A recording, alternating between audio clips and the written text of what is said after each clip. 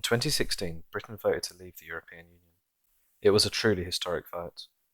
At the time, one of the main arguments of the Leave campaign was the restoration of British sovereignty over European courts and reclaiming control over our laws and regulations. We're taking back control. It's great. In the news recently, much has been discussed of the government's Rwanda policy.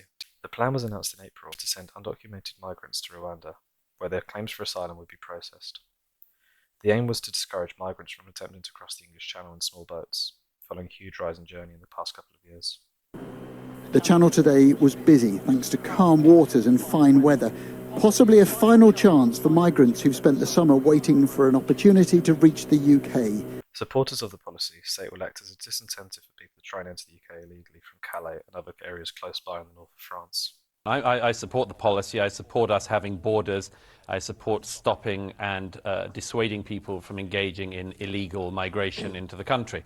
And nobody who's criticised the Rwanda policy has yet come up with a better policy of what to do to stop the illegal migration at the south coast. However, opponents argue that the approach is ethically wrong, and those crossing the Channel should be allowed to have their asylum claims carried out in the UK. I think it is a new low. I think it's hard to justify morally. I think it fails to fulfil what I would see as our most basic international obligations to those who are the most vulnerable on this planet. Initially, the UK courts agreed with the government that the policy was justified and lawful.